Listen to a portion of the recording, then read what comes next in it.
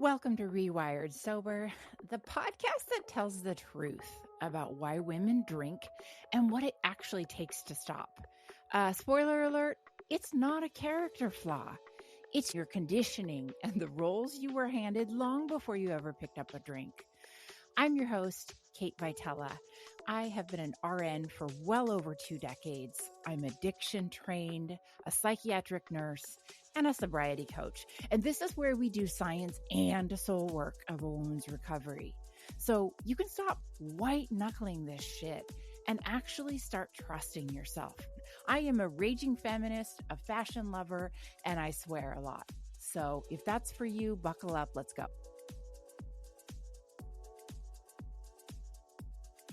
Welcome back to Rewired Sober. Today's conversation is going to hit a nerve, no pun intended, in the best possible way. We're going to be talking about beauty. And before we even go into this conversation, I want to offer a huge disclaimer that I partake in many of these procedures. We're talking about beauty and aesthetics, cosmetic surgery. I've partaken in this. And as we were talking about before we hit record, it's about straddling the line of what you can do to make yourself feel good and also going down into the darker side of it. So today we're going to be talking about a little bit of the dark side, but the psychology behind it as well, the obsession, the chasing, the belief that if we do the thing, the fix the wrinkle, lose the weight, get the procedure, buy the dress, we'll become more desirable, more disciplined, more perfect, right? More. Then we can feel worthy. And honestly, that whole mindset is not all that different from addiction, whether it be alcohol, dieting, cosmetic procedures, people pleasing, social media validation, perfectionism. All of us are trying to solve an emotional problem with an external solution. Today's guest is Kerri Lynn Miller, producer of the upcoming Independent.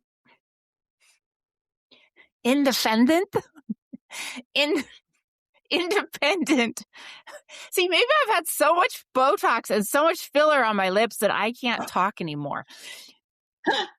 Producer of the upcoming independent film TOX, which explores the dangerous rabbit holes of beauty obsession, self-worth, and the pressure women face to constantly improve themselves.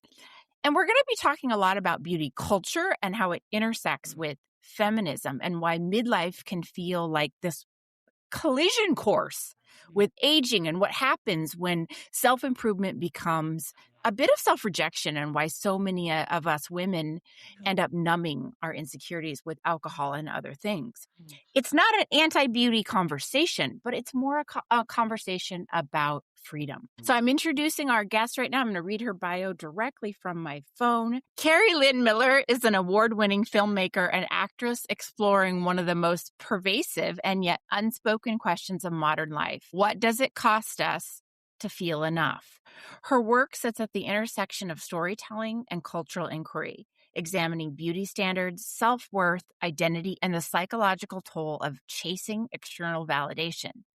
Through her films and growing platform, Kerri is helping to spark a broader conversation around perfectionism, identity, and the deeply human desire to be seen, chosen, and loved. And I am not going to read this entire bio, folks, because it is very long and she has very many accolades. She's started some short films, and you can read all about this if you further research her. You're going to love her. But today we're going to be talking about her feature directorial debut, TOX. It's a female-driven psychological drama set in the glossy, unsettling world of high-end plastic surgery. This film follows a woman unraveling under the weight of perfectionism, body dysmorphia, and addiction to validation. And this is deeply personal to Kerri, as it was born from her own complicated relationship with beauty. So before I go any further reading this, as I could just read this whole bio and that would be the podcast because it's so close to what I wanted to talk about. But welcome, Kerri Lynn. Oh, thank you so much. It's so great to be here. I'm just excited to have an open and honest conversation about all these things that really plague women and just to have some fun doing it.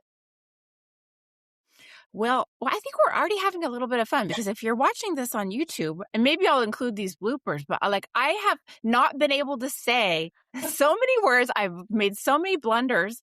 I swear, I really wanted to impress you too. I wanted to show you like how well I can do this. And yet I'm fumbling over my over plumped lips. And See, now I just want to be friends with you anyway, though. So it actually is all good. I so like real before, people when we're authentic and we're not like trying to put on this polished version. I mean, like, blah. Okay, we're just no, all trying to figure it out in this maze, you know? yeah, and we have so many similarities in our background. Before we hit record, we were talking about doing previous work in the cosmetic industry and in pharmaceuticals. Hmm. And we can get to that as we go on, but I also wanted to talk about how we met, which was my recent trip to New York.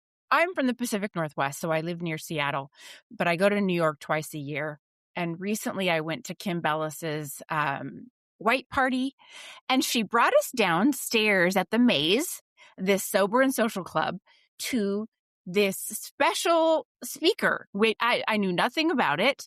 And there you were discussing the film, and you showed us the trailer. And I just remember you saying, please don't film this with your phone because it hasn't been released yet. Yeah.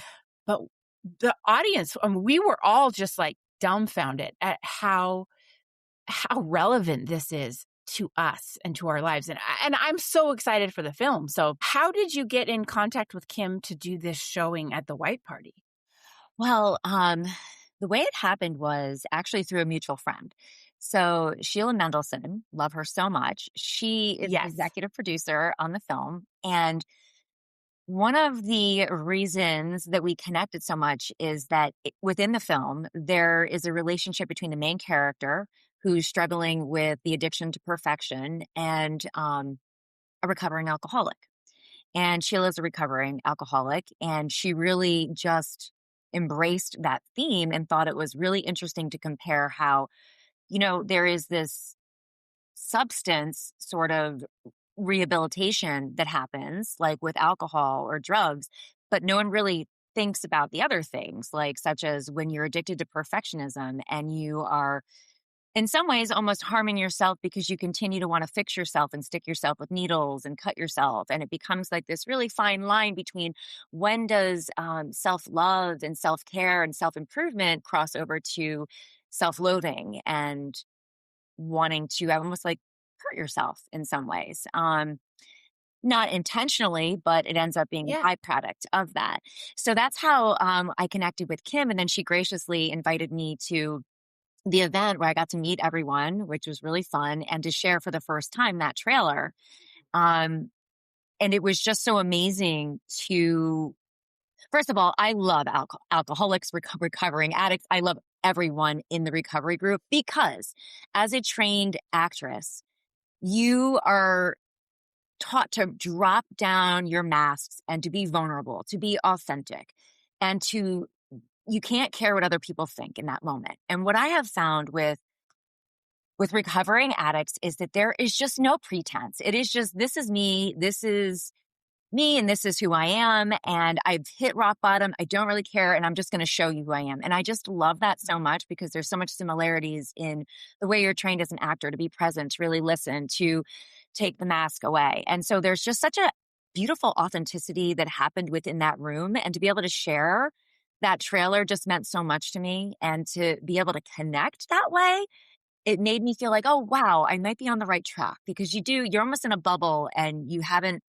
we have not shared it with the world yet, and it's like you just share this little piece and you realize it resonates and you're like, oh, that feels good that the last, 10, 12 years of my life that I've been developing it actually could serve in the world. So that's the story with that. That's so cool. Yeah. And there is sort of an overlap.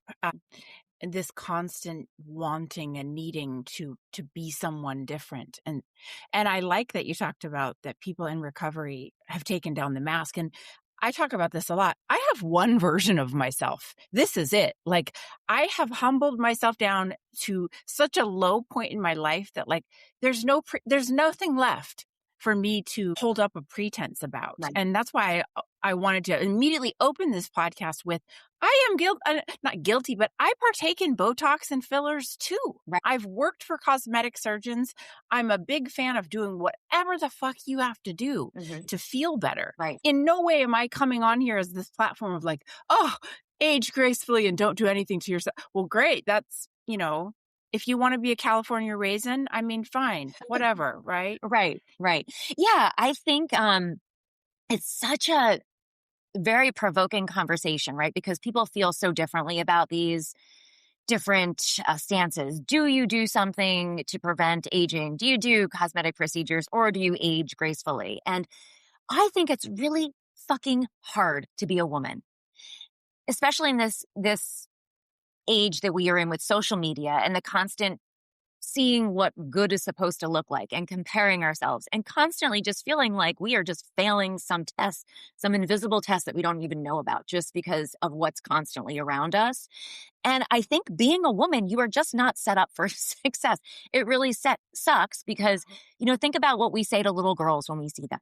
Oh, you're just so pretty. Isn't she gorgeous? Look at her. She looks like a little princess. And it's like, we're set up at such a young age to think that our worth is only in how we look, that when you compare that to a young boy, like, oh, he's so athletic, he's so smart, he really can enter a room and have a presence. Like, it's just very different how we treat the two different genders. So I just want to say off the bat, I think that it's harder to be a woman because of the pretenses that are set up before we even get birthed into this world. I mean, that's what we're Sure. coming up against. So then to make the decision of what makes you happy, I'm not here to tell anybody what makes them happy. What I am curious and what really I wanted to explore within TOX is, because I struggled with this so much, is how some sort of event that happens earlier in your life, some traumatic comment, some experience, how somewhere subconsciously, like your brain takes a snapshot of that and says, oh, I'm never going to feel this pain again, right? So I'm going to do everything I can so I don't have to feel that. And for me, that was, I'm going to bulletproof myself and try to make myself, as perfect as I can. And that meant, I think as you and I had discussed, I was working for a pharmaceutical company called Allergan, and it was like being an addict in a crack store where I had access to everything from Botox to fillers to lasers for free. And to me, my whole point was I'm going to become so attractive that I won't be able to be hurt again. And yes, I totally identify with that. I tried to get there as well. Yeah. Right. I tried. It was like running on a treadmill, Yeah. Yeah. It's like this carrot that just is dangled out there and you never get there. And that's what I think this is important to explore, because there is a fine line between what are we chasing? Why are we chasing it? And when does it become something that is not healthy and is not serving us? Because I really believe, after struggling with this for so much of my life, that until you find your worth inside, you can never find it outside of yourself, and for me, that was when I found Jesus, and I knew that my identity was not of this world. I was already chosen, loved, redeemed, and all of those good things. And that to me changed everything for how I started to operate in the world. It was a little bit of, it was freedom, like what you spoke about. Yeah. Yeah. I love that. And I identify with that spirituality piece, maybe not in the sense of Jesus, but in, you find something bigger than yourself and the spirit, universe, God, whatever you call it. And I've heard you talk on YouTube about, you're already perfect the way that you are. You're already worthy. And that word worthy, it was resonating with me when I was thinking about, the way I incarnated into this world is like all the things I'm hustling to do to be worthy. And that the idea that there's this power greater than me, that I, in the eyes of Mother Nature, God, universe, spirit, whatever, baby Jesus, that I'm already worthy. Yeah. I'm already fucking worthy. I love that. I want to talk about how your ideas came together for this film and how you sort of put your thoughts on paper to get this out into the world. Yeah. It was a long, painful process. I'm a trained actor, not a trained writer. I wrote this as well. And so basically, I got my ass handed to me over and over and over again. I was lucky to be a part of this writing group where they had, Nickel Fellowship, winners. That's a very prestigious writing award for screenplays. And so I was surrounded by people who really knew what they were doing and were very open with telling me when it was just off the mark or just not landing. But what I learned is that it took me a while to really take the mask off, to really let people see the pain of what I had experienced and to share it. And I think that was part of the process in writing because again, we talked earlier when you act and you're doing somebody else's work, right? It's a little bit easier to take the mask off. But when it's more personal to you and you've had a lot of these experiences, sometimes you don't necessarily want to let everybody see because you're still feeling shame, right? And, shame has this way of making us feel like, well, I'd rather cut off my left arm than show this person what I really experienced or what I did or all of these things. And the process for me was very cathartic because it was taking away the shame, right? Because shame needs Brene Brown, love her. She says it needs silence and secrecy, right? In order to live. Uh-huh. But the minute Uh-huh. you bring it to the light, like what you said, look, this is me. I'm not hiding anything. I'll tell you, I've done this, I've done that. There's such freedom with that. And I think through this 10-year process, I became much more free. I think there's always room for more. But that was the process, is just being able to show more and more authentically through this character, the story. And that's how the story revealed itself to me. Wow. So it sounds like you went into this, prepared to tell the truth and quote, expose things and be authentic, but then layers started coming off. And you described you even had to take the mask off even further. Like, what were you trying to convince the world of? What did that mask look like that you had to finally eventually shed? Yeah. So when I first started writing, I'm like, oh, I'm going to write a revenge piece about all of the people who, they said these comments and, these women, they, they get back at them and all of this thing. And I just kept getting the feedback that, okay, that's been done before and that's not really that interesting.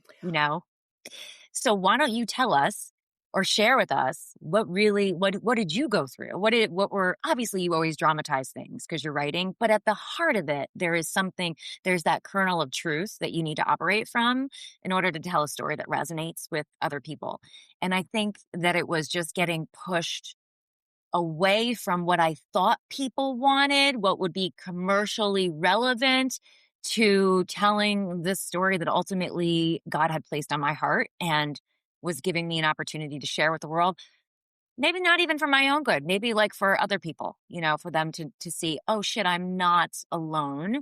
And oh, this is interesting. This is in some ways a cautionary tale of what happens when you do hit rock bottom with that, in the perspective of perfectionism and trying to fix yourself constantly. So that was my take. Yeah. I resonate with that as a business owner, as someone who started a podcast and as a coaching business. At first, I thought I'm going to be vulnerable in the way that I thought the audience wanted me to be vulnerable, in what I thought people wanted to hear, Yeah. because I still wanted to be palatable and popular. I still was looking at the metrics, the ratings. Yeah. And over time, slowly I've peeled off my own mask as a public persona, as a person out there with podcast of, no, that's not what I'm about. This is what I'm about. Like, after talking for, 80 plus episodes, it's like I've drilled down farther into the core of what I truly believe. So I get that. Like, I've accidentally peeled off masks that I didn't really even realize I was wearing. Yeah. Yeah. I 100% resonate with that because I think I'm still peeling off stuff. It's like an onion, Yeah, just like peeling these layers. And it's scary to be vulnerable because it it's is. exactly what you said. It's like, well, I don't know. How is this going to be perceived? But I think you have to get to a place where you're like, fuck it. I don't care. This is me and this is who I am. You're either going to like me or you're not going to like me. And quite frankly, I don't want the people who are not going to like me. Like Yeah, I want to be around for sure. who vibe with me, and the others Yeah. can fall away. I find that It seems socially acceptable to have these sorts of addictions. Right. Oh, I spent $5,000 on this outfit, or oh, I got a facelift. I'm a workaholic. Right. Like those are kind of glamorous addictions to have. Right. Right. And so it feels like there's this camp of us like grungy alcoholic. I don't call myself an Mhm. alcoholic. I'm in recovery. There's this grungy, icky version of people in recovery. And then there's this sort of glamorized version. And I think, do you think the fact that it's socially acceptable or even put on a pedestal to keep up, that perpetuates it and makes it worse for women? Yeah. Yeah. And it's like when you just said that, like this grungy, like recovering alcoholic. Well, in this film, it is just as like grungy and like what she goes through, sacrificing her friends, sacrificing her life, the things that she does in order. It's like, yeah, on the outside, it looks pretty. And maybe the difference is an alcoholic who's laying on the side of the road because whatever doesn't look pretty. I don't know, but they're both they're so similar, it's like one is not better than the other. And it's just our society, to your point, that just glamorizes beyond anything what we look like, eh, so much more is given to people by the way they look than who they are. And I think it's just such a bigger conversation. It's like it's a flaw, but it is like, how do you exist in that culture that we've created without Yeah. it's like, do you want to just go be a Quaker somewhere and do nothing and not color your gray hairs and not work out? Or because where do you draw the line? Am I going to, not do Botox, but color my hair? Am I going to work out? Because if I really Yeah. care, I mean, then, so it's hard to do that. But I mean, think about our culture. We have Kim Kardashians and all of them like telling, like everyone's starting to look alike. Did you ever notice that? Like, it feels like everybody. Yes.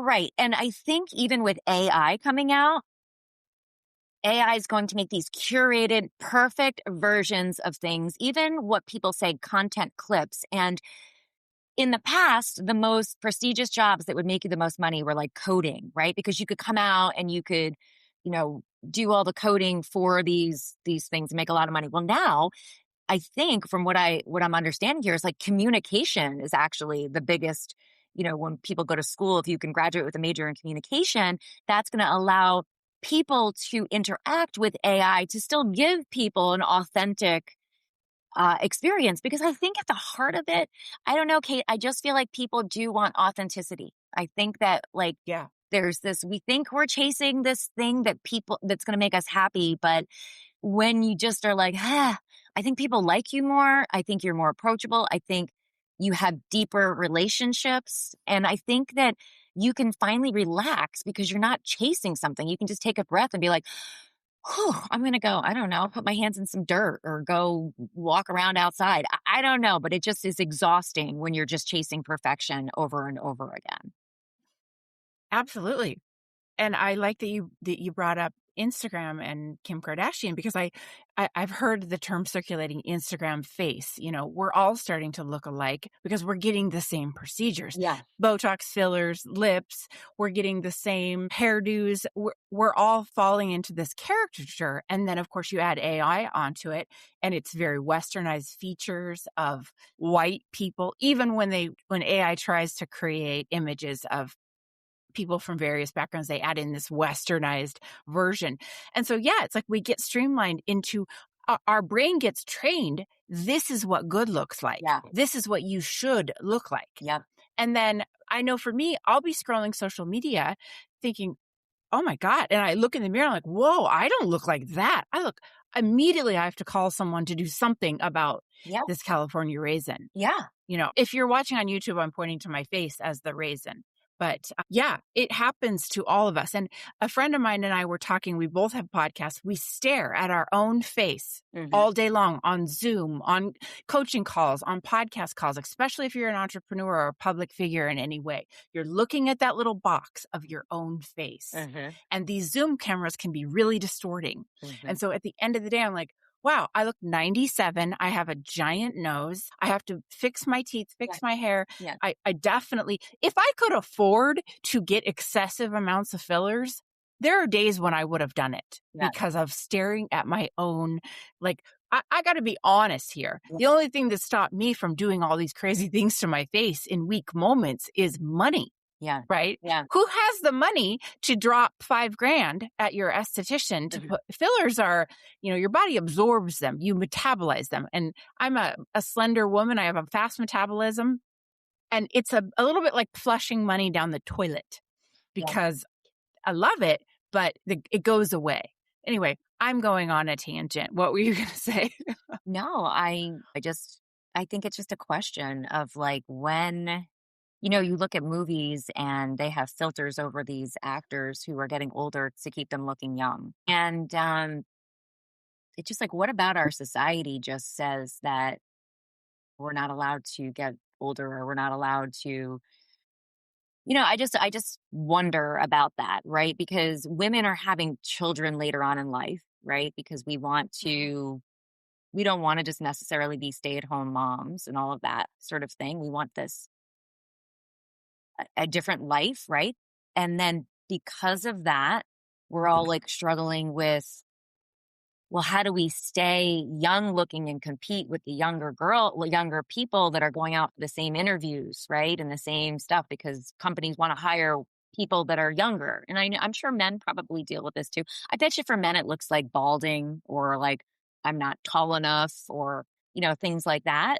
Or I don't make enough money. Like that's their version of it. I guess it's like, it's just such a deeper question and it infiltrates every area of our life because when I think about being a woman and like back in the day before there was filler, Botox, all those things, as you got older, you were considered wise and you were considered like that matriarch that would pass along information. And then somewhere along the line, it was like, no, that's not enough. You have to be not only at home taking care of the kids, but you have to look good when your husband comes home. Like all of these things where I think it's a bigger conversation. I think it's about the patriarch and I think it's about who's in charge, what's expected of us and for their good, not necessarily for women. And it's never been an equal thing because I think there is this version where men and women can beautifully fit together like yin and yang, but one always wants to make the other's position feel more dominant or stronger than the other versus honoring our differences and letting that rise together. It begs the question, who benefits from women obsessing over their appearance? Well, not only the beauty industry, big pharma, but the patriarchy benefits. Because we have to look at, if we spend all of our time and money trying to be skinny and pretty and have plump face, no wrinkles, all the things, we're not doing anything of substance. We're just obsessing. And so who benefits from that? Right. Who benefits from when women struggle and compete with each other and spend all our time and money on our appearance? Yeah. Right. Yeah. So there has to be a point when we step back from that. And I think that you brought up the word compete resonates a lot with me as well. As a 47-year-old woman, I was talking to a friend of mine the other day who's a fashion designer out of New York, and she's in her 50s. And she said, I have to get a facelift. I'm in the fashion industry, overlapping with beauty. I have to compete. No one's going to buy clothes from an old, raggedy looking 50-something-year-old. I joke, I call my face like, looks like a piece of beef jerky, which I shouldn't even be saying that stuff, right? That's a joke. But her and I had this very honest conversation about the things women have to do to compete. Right. Because in a sense, we have to compete. Like, there's more that a woman has to do to play the fucking game. Right. I think we can't lie about that. Right. Right. Yeah. I mean, because men get better, right? When they are, that's what the line is as they get older, they get better. And as we get older, it's like, unless we're fuckable, then nobody really wants to have anything to do with us. It's almost like you reach this point in your life where I think they did an SNL skit where you're just like, you're unfuckable. And all of a sudden nobody looks at you. Nobody sees you. Yes. There's like, you're just like a ghost, And I think people still want to be seen and still feel like that they belong and they matter and that they love. So it's like, what are you supposed to do as a woman then? You're going to roll over and just do it, or are you going to just try to stay in the game another round, And And it's just exhausting because I wish it wasn't like that. Because Matt, look, I always think like, what if one day it was just like every woman just decided they were not going to do it? Like you have to almost everybody agree to it. You can't just have like about one Yes. person that's out there, and that'll never happen. And I realize that. But like, or did you ever think about what would a world look like where there were no mirrors? Like you never knew what you look like. I could only just see you and you could see me, but we would never be sitting at home, like looking at, doing all these things. We'd have probably so much more time to contribute to things that matter in society and like things versus like spending all this time obsessing about ourselves and being so like self-absorbed with everything. We could actually do more good in the world. But yeah, unfortunately, alas, we do live in a world where there are mirrors. So here we are. How are we going to fix it? Alas. I don't know. So I want to go switch gears a little bit, go back to the actual movie, which I have not seen because it has not aired yet. And so I can't talk about it from a place of experience. But for you, when you're putting this together, the arc of your personal story, it seems like it mirrors very closely to the arc of the story from what I could see from the trailer. But I did watch some interviews on YouTube. Tim McGraw and Faith Hill's daughter, Gracie, is in the movie. She's so freaking adorable. She plays Abby in the show. And I watched a brief clip of her talking about initially our first response when we see ourselves on camera is to love ourselves. And I think that you even said that. Like initially our first response is, oh, we're good enough. We don't need all this stuff. But then when other people start pointing out our flaws and throwing things at us, then it's like, oh yeah, okay, I got to get the nip tuck. Yeah. And I'm just wondering, for your personal story, what was the point where you're working for Allergan, you're in your 20s, you're accessing on Botox and all these things, and you pivot and you say, no, something isn't right. Like I'm worth more than this. Yeah. Whew. That was 10 questions in one. So pick your Yeah, poison. no, there is a lot there. And I think I'm a seeker. I have always been someone who is trying to figure out the game, whether that was how do I manifest? And I would work with everything from Wayne Dyer to Eckhart Tolle to God, you name it, like Esther Hicks, like all of the people, right, that were in that self-help world. And I know I say this very honestly, and I think it can be different for everybody, but it wasn't until I developed a relationship with Jesus that it actually changed, because what I learned is all of the self-help stuff actually comes from the Bible. And people take it and they package it because it's all it's words of wisdom in there. And when my friend who brought me to church that one day, I didn't necessarily want to go. I was raised Catholic and I was like, no, I get nothing but like, don't do this. If you do this, you're going to hell and blah, blah, blah, like all that crap. And I was like, I'm done with it. I don't want it. It's so much shame. That's probably half the reason why I struggle with what I struggle with. So she brought me to this, it was a Christian-based church. And the difference is it's really just about your relationship with Jesus. And you start to realize that you don't need a priest that can be like forgiving you from your sins, that's your own personal relationship with your maker. And again, I go back to the biggest pivotal moment was understanding my identity. I always thought my identity was outside of myself. But when I knew that Jesus chose me, that he knew me and knit me together in my mother's womb, that I'm his beloved, I can't tell you what it did to me. I just cried. I just broke down and cried because I think I'm going to do it right now. It was something that I think I always wanted. I always just longed for, is just that, that unconditional acceptance and like love and belonging and knowing that you're forgiven and that you're redeemed and that you matter and that you're seen. And I was just running and chasing that for so long that it just felt like, God, like I could just relax. So that to me was my biggest, pivoting point of that. And it took me so many years, to get there in my 40s and so much seeking and chasing and looking for that and so much trying to control, like, if I think these thoughts, then my life will turn out this way. I can control and manifest and all of these things. And, I think what I just started to, when you accept Jesus, you accept that, you're only alive because your maker is beating your heart, right? And that you are here for a purpose and that it's bigger than what your little things about how you look are or how you feel. And when you start to think along those ways, it just was very freeing for me personally. Yeah. I think universally we can identify with the concept of having a spiritual awakening, finding something bigger than ourselves, and realize the acceptance piece is what I keep coming back to. And I really like that, the self acceptance, my journey with alcohol was a bit of beauty obsession, weight obsession, never good enough.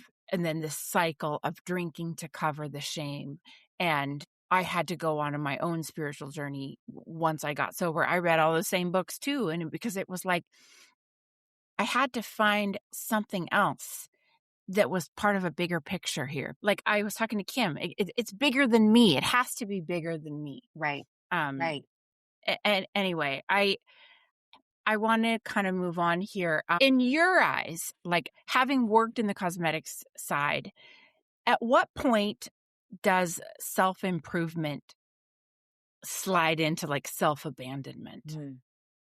Yeah, that's a great question. And I think that's going to be really very personal for each individual human being because I can only speak from my standpoint is that when it became like a feeling of I had to do it, a feeling of addiction, when it was consuming, like that's all I thought about, then I knew I was abandoning like who I was. And I just had lost myself in this rabbit hole of chasing perfection.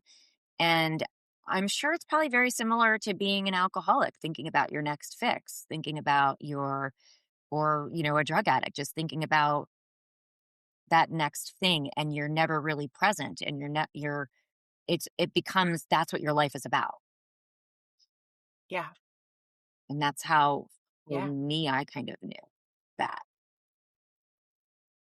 So before the film is aired and like not spoiling anything, what can you say about the project? What can you say in terms of why other women will resonate with this, besides all the stuff we've been talking about? Yeah, yeah. I think so on my Instagram page, the TOX_film, there is a quote that happens in the film and it says, "We all think we're beautiful until someone tells us we're not." And Yes. yes, and I wanted to explore well, I think that people, to answer your first question, will resonate with this because I think we all can think back to middle school or a time when we were younger when something happened that really shook us to the core. It shook maybe who we thought we were, or, maybe we were humming along through life, just being ourselves and feeling good. And then some guy says something to Mhm. you, a friend says something to you, a family member says something to you, all sorts of these things. And it just changes us. And we start to think about that comment when we're putting our makeup on. We start to think about that comment when we're looking through a magazine or social media. And we start to wonder, is it true? Should I do something? Am I enough? And all of a sudden, sometimes those negative voices can overtake, what positive ones were there before. And then before you know it, that doubt is leading you down these roads, doing things that maybe you don't want to do. Or maybe that's addiction in whatever form it is. But in this particular form, it shows up as this woman trying to control how people view her by the way she looks. And it's like at the heart of it, I think control is a big topic because we are trying to control how we feel, how others feel about us, and we really can't. And I think that's what her journey is trying to do that and then, well, failing. Yeah, yeah. I talk to clients about that, relinquishing that perception that we're in control of other people's opinions, right? Right. And of the weather and trying to control so many things. A lot of us women, I think, fall into that trap. Yeah. And I like that there's this concept of like, when I turned my camera on and you came onto this podcast, there's a part of me that was trying to control, and that's why I was laughing so hard when I kept making all those mistakes. I was trying to control the image that you see, this well put together, well-spoken woman who says all the right things. And yet I'm also like looking at myself in the camera going, oh my God, I mean, it's just like, it's inevitable. Yeah. It really is inevitable. So as the takeaway from the film, I don't imagine it's this Pollyanna, we never worry about it again. No, it is not. I mean, this is a struggle I struggle with every day. I think women, if you're going to live on planet Earth, you are going to be straddling this for the rest of your life. You really are. And that, I'm so glad you said that, because that was so important to me in this story, that I did not wrap it all up in a pretty bow at the end, because that is not life. And that is not, I mean, if we can take one little step in a direction that might be a little bit healthier, great. And I feel like with this film, not to give it away, but you're not going to get that, hey, everything's perfect and he marries her and they live happily ever. No, that's not happening. And that's like so the opposite and very trite. And I didn't want that, at all. I tried to make it as real as possible, just as authentic as possible. And I think what I hope people walk away with is just, hey, maybe I can see this in a different perspective. Maybe I don't have to do this all the time. Or shit, is this what I'm really doing to my life? I'm wasting all this time I could be spending with my son, with my friends, with my husband, out in nature, and I'm obsessing about this shit. And one day I'm going to wake up and I'm going to look back at my life and be like, oh my God, I have spent and given so many hours obsessing about the way I fucking look and doing all this stuff to myself when I could have been living. Yeah. So the mental chatter and obsession with fixing ourselves. And I guess that's the argument for feminism, is that that's what it's set up to do, is to preoccupy us with fixing ourselves and not fixing the global economy. Yeah, absolutely. Like this story, it just is so, like, there's just so many levels and layers, and going everything from the patriarch to when you're a young child to the way consumerism is built up, and the way even when I think about this, I don't know if you've seen, blows my mind. There's a young man, I think his name's Clavicular, and he is now showing men how to, I think he calls it being, mega alpha or something. I don't know. There's a whole slang. That's like I call it douche-maxing. Douche-maxing. Exactly. Okay. Douche-maxing. And then there's like this mugging thing where you're always competing with other people. But anyway, this man shows people how to break their cheekbones microscopically so that their cheeks build up more and they can look more masculine. So I feel like it's starting to permeate even the young boys now, because think about it, that was such more of like, it was more about women, but now young boys are really obsessing about it. Like I have a middle schooler, and, I see like my friends' kids are like walking around like doing this to make their cheeks stick out, or doing like, certain things. And it's becoming more prominent even for boys. And I think what you said is 1000% true, is social media, wherever it comes from, who's trying to get to the American people, I don't know. But maybe it's the patriarch. I don't know. Maybe it's a different country. I don't know. Maybe it's all crazy and I'm a lunatic. But I'm just saying, like, there's some sabotaging happening where they just want to preoccupy us. They want to preoccupy us with all these things that don't really matter while other people go and run the world, whether that's patriarch or that's another country. But something is happening in social media where it's like, this is becoming everything. It's becoming not just a little thing you do, like, it's like it's like all consuming everything. And, I don't know. It's definitely all pervasive.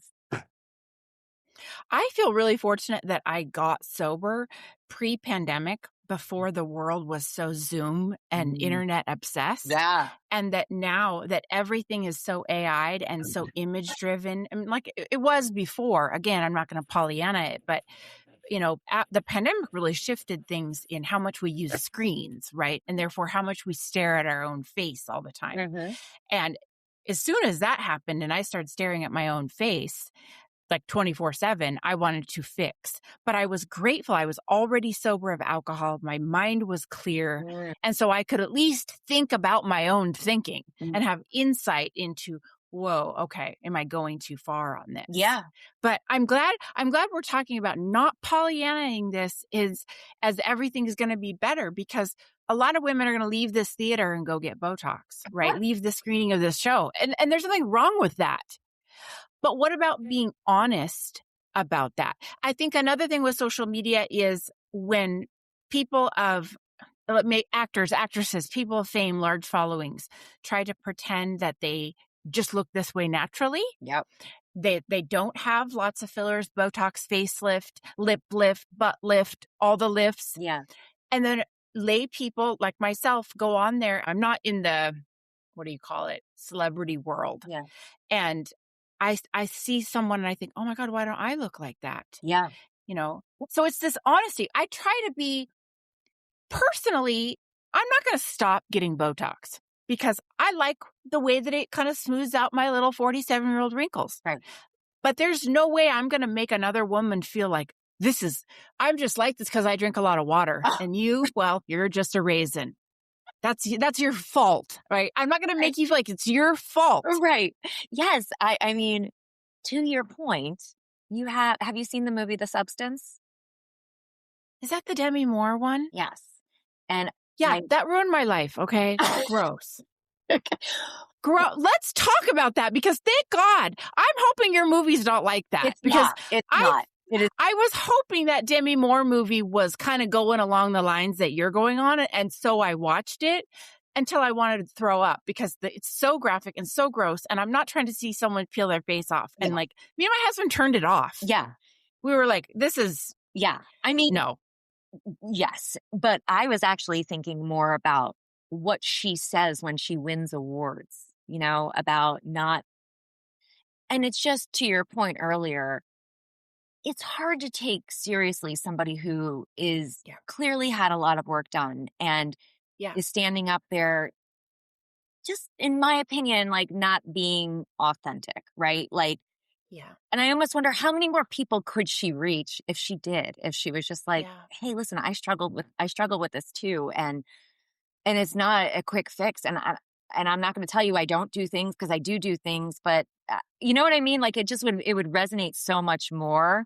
And I think that's the part that this film TOX does not do, is that you're not going to walk out of there feeling like, well, I saw this, but it just doesn't feel real or authentic, And that's why whenever me as the director and also actor in this, when I talk about this, I will try to be as real as possible, because I have struggled with these things. I have done things, I had no surgery as soon as I got out of college, because I felt like I was so obsessed with it. I was struggling with body dysmorphia, and somebody had said something at a young age, and it was like all I could think about. And I had to change my nose. Now, the crazy thing is like when I look back at those pictures, there really wasn't anything wrong with my nose. It was just the obsession around it. And I'm saying all this to you because I just never want anyone to think like I'm sitting here preaching. I am in it with everybody. I am struggling. I have done things, and and I still every day it's a struggle. And I think it's just every day, even like being an alcoholic, you have to make a choice. Like I say a prayer, like, let me see myself the way my maker sees me, before I do something, or I really try to be intentional before I make any choice to understand what is my why behind this? Why am I doing this? And because I think a lot of people are healthy and they can just say, hey, I feel great. I am not chasing my worth here. And maybe I just want to, go dye my hair this color. Maybe I just want to go get this laser on my face so that I don't look like, you say, a raisin or something. So it's like, there's just no judgment, because I think we're all trying, we have somehow landed in this alternate universe of this is where we live and this is what we're dealing with. And now how can we come together and be honest and like figure it out together and just help each other, see each other the way we see each other, and to take away this idea that our worth is dependent upon how we look. Yeah, I wanted to add in one last piece of this. When I got sober, 2018, then the pandemic happened. I'm looking at myself in the mirror a lot. Another thought I had as a woman who had put her body through hell was, I look like this and it's my fault. I drank and smoked and used my way into being a California raisin, and it's my fault, and therefore I have to correct it. So I've actually written about it, spoken about it, spoken about body image. I'm wearing my Fuck Heroin Chic t-shirt. You can see if you're watching on YouTube, because I do see this commonly. It's like a trading of addictions. We get sober and then suddenly fixing ourselves becomes the next best thing. And I know I've certainly fallen into that of, okay, I'm sober, I've cleaned up my life, I've fixed my career. Now what? Now I need to fix this damage I've done to myself. So all of us in New York sitting in that room listening to you talk, we're in recovery and we're all resonating, because I could see many of us, as a person who's worked in the industry, I can tell who's had work done. So can you, right? We just know our way around some injectables. There's nothing wrong with it. I can tell you what every woman's had on every part of her body because I worked in cosmetic surgery. But like, I could just see the resonance is basically what I'm saying. Yeah. Yeah. And in a non-cheesy way, God. what are you hoping that people take away? Like when they're walking off the screening or they're talking about this with their girlfriends, like what's the takeaway? I just want people to chill the fuck out and relax and and not, you know what I mean? Just stop, get off of the wheel. Just take a breath, Yeah. And let's have some honest conversations about this. Yeah. I love that. Thank you so much for coming on to talk about this. Where can people find you and find information about TOX? Well, thank you so much for having me. I adore you, and I want to just give you a big hug. So if you go to TOX_film on Instagram, you can follow us there. There's also a link in the bio that you can access to get behind the scenes access as well. So we have some footage behind there, which is really exciting. We have a website, toxfilm.com, and hopefully we'll be launching a TikTok soon. We have a YouTube channel, TOX Film, and I just can't wait to get the film out into the world, and hopefully we'll be coming back to announce it shortly. When do you expect it to come out? Or hope? Well, I hope tomorrow, but no, we're actively in negotiations right now, so hopefully very soon. Awesome. Thank you so much. I'm so looking forward to this. I'm going to hang my hat on that. I'm going to close it out, but thanks for joining me today. Thank you so much.